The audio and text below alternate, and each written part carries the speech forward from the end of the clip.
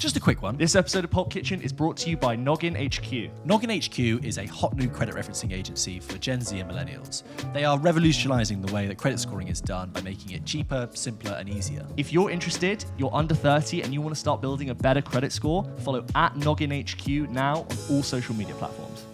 Back to the show.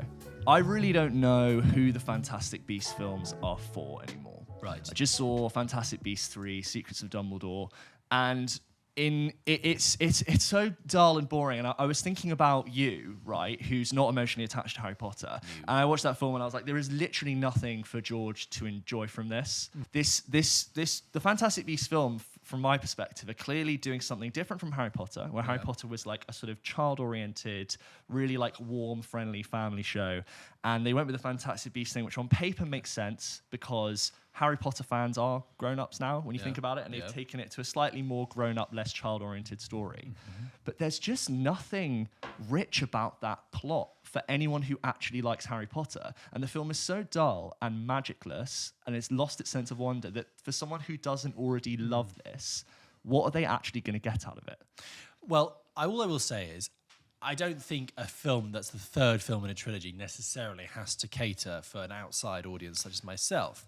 But what I will say Harry Potter 6 and 7 were watchable for people. My dad would have gone to see Harry Potter 6 and 7 and enjoyed it without having read and seen the first 6. Okay. I think so. Regardless, also for the record, no, I don't have anything against Harry Potter. No. I just didn't get into it that much when I was a kid. Like I got sort of halfway and that was it. When I've seen the Fantastic Beasts films sort of advertised and discussed, I get the impression that like the first one was fine, yeah. And then the second one I've heard was like dire, bad, like really dire, and it's mess. And I got the impression that it seemed that they panicked and wanted to bite off more than they can chew because they wanted to build a universe, like really build and expand the story, and it collapsed under its own weight. And when I see the poster for Secrets of Dumbledore, they've reduced the Fantastic Beasts. Yeah. First of all, they've reduced the thing, but also the Secrets of Dumbledore. A complete shift in focus, because I knew the first one was like, oh, this is Eddie Redmayne and his three pals, right? And I remember seeing the poster for the second one, and it had loads more people in it, and I couldn't work out. And the post, do you ever have this thing where you see a poster that screams indecision? A film poster is indecisive. The second poster for the poster for the second Fantastic Beasts film was indecisive because it couldn't work out how much prominence to give Eddie Redmayne and how much prominence to give Albus Dumbledore. Because and that's because the film doesn't know how much prominence. It doesn't know whether it to be Eddie Redmayne's film and it's a sequel. Mads Mikkelsen, right, exactly. And in this one it was Johnny Depp. But when I see the poster for the third film now, Secrets of Dumbledore, I'm like, I don't know what the focus is of this film, because there's about 8 characters on that poster. Not all of them are famous faces, so I don't really know what they're doing there. And I'm looking at it, and I'm like, what does this film want to sell me? What story is this film telling me? Because all it's showing me is just a lineup of faces looking puzzled and shocked. Just in case you didn't know, Fantastic Beasts, set in the Harry Potter Wizarding World, it's set about 100 years prior. No, it's set in maybe like 80 years prior to the events of Harry Potter. First one was set in New York, second one in Paris. This one is set all over the world, and it follows a magizoologist named Newt Scamander, who is a character you're aware of in the books. He writes some of these books about magical creatures, which are referenced in the book, and it stars now a much younger Dumbledore, and it goes on to tell the story of like the conflict with Grindelwald, and like that's where we're at.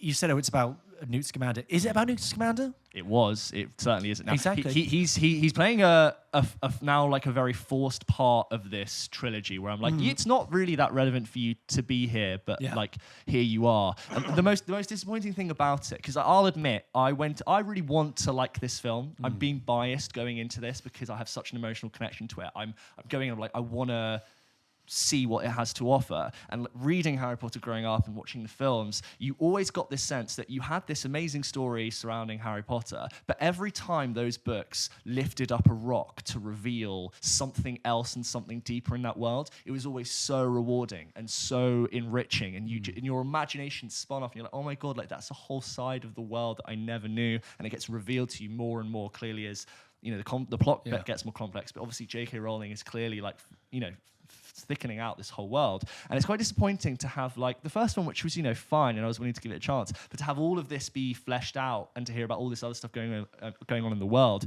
And second film aside, which is even worse, but I'm getting to the end of the third film now in this trilogy, and we're getting to the plot point at the end of the film. And at the end of it, I'm going again, which happened in the second one. I'm like, really? Is that all the plot happening that's going on? And you're meant to be doing 5 of these, and we're at the end of the third one, and this is the conjoining point, which brings us to the reason why we're here. I'm like, what? Like this is the conflict between Dumbledore and Grindelwald, like the gay lovers who fell out. Like, come on, like that is drama. Like, give me a story. So it's clear that it hasn't got an idea. It sounds like it really doesn't have a sure footing on what it wants to do. What's the story? I don't know what, like, okay, we're going to do this and this. And like the end of the second one, I didn't realize it was the end, and then it ended, and I was like, oh my God, that's it. The film's done. Is that it? And then I was like, this is bad. This is confusing and bad. The problem with this film is that Dumbledore and Grindelwald were previous lovers, and there's this real plot device they use. So Dumbledore has this pendant jewel wrapped around his arm that it has a vial with both his blood and Grindelwald's blood, and they put it in that vial, meaning that like while this is worn and you can't take it off, they can't harm each other. So it basically means that you have these two people sending out all their friends to do all the bidding just to give themselves a reason to not interact mostly in this film. And then someone described it as like these two people are like the king chess pieces on a chessboard. They can't actually do anything, so they have all their other pieces moving. And there's no actual reason why everyone else is doing all the stuff. It seems to just go from sequence to sequence, and it's just quite dull. God bless Dan Fogler, who plays this like Muggle character, Fogler, who plays this Muggle character in that film, and he is the only one that is like really good at bringing like humor and heart, and he's like the Muggle lens which is viewing all of this. There's no reason why he should be there. He has no magical ability, and he's like shoehorned in the end as a reason why he was so helpful. But it's 3 films in, and I'm like, why? It seems like it's outgrown its original idea, which was the Eddie Redmayne and Newt Scamander thing. It seems like Newt Scamander and the whole gang and Dan Fogler are just there as a staple of continuity to make you feel like you're watching a cohesive series. But it sounds like there's nothing cohesive across these entire films. And I think what sums up the indecision about, excuse me, this film series, which I know I haven't seen, so I can't really pass judgment on. But wasn't there that thing about in the second one that like Eddie Redmayne was saying Grindelwald and Jude Law was saying Grindelwald? Oh, it's all over the place. And it's only when they were on set that Jude Law was like, wait, I've been saying Grindelwald. And it was too late. In Germany, in this film, they're like, Gerhard Grindelwald. And it's like just no syllables were used. But like even, the Harry Potter films, the first 8, they were, even though they're not perfect and they're flawed, they were still really heartwarming and fun, and they're now, for me in my 20s, they're like the perfect cozy hangover film, and even though they're not perfect, they'll still work really well for that. I'm never gonna want to sit down with a nice bit of food and go, let's watch Fantastic Beasts, and to me that just represents a failure of Harry Potter. Is it to the Harry Potter franchise what the Hobbit films were to the Lord of the Rings franchise? No, the Hobbit is better than Fantastic Beasts, I'd Whoa. say. The Hobbit, you know what? I'll wait until Fantastic Beasts is done, because The Hobbit was like the first half of those trilogy is like, I think, just about justifying itself. The second half, you're like, you should not have stretched this out over 3 films. The source material working from is really thin, but I still would rather. The Hobbit has heart. The Hobbit I could watch on a hangover. Fantastic Beasts I wouldn't. That is, for me, my barometer of success. Experience there. Really hollow. And sorry, in my head, I'm like, oh, this isn't. I know there's more to tell. I'm like, I know this world is richer than I'm being told. I don't want to say that, but I'm like, I feel like I've heard richer stories from this world, and this is what you have to show me. So you're a Potterhead. Huge pothead, yeah. I think is that what they say? We're the potheads. Yeah. Okay, fine. That's how grew up reading the books, but that's watching the films, because listening on that to the point, Stephen Fry audio tapes. Sorry. On that point, then I want to say, because you saw Harry Potter and the Cursed Child recently, the big blockbuster show on the West End. I did. The 2-parter, you have to buy 2 separate tickets. Yeah, for an extortionate price. Extortionate price. But bought it 2 years before I saw it, and I'd only heard really good things, and I hadn't had the entire plot spoiled for me. I didn't read the book, which was the screenplay, which you could go out and read, and I hated it. Ooh. I think I hated it. I got to the end of part 1, which is like, you have a half and another half, and then that's like, okay. At the end of part 1, I was like, this is a lot of plot. This is an awful lot of plot that they're doing. And on a technical level, The Cursed Child was one of the best plays I'd ever seen. Right. Like the magic, the staging, the way, like, just everything about that was phenomenal, and it was truly, truly beautiful.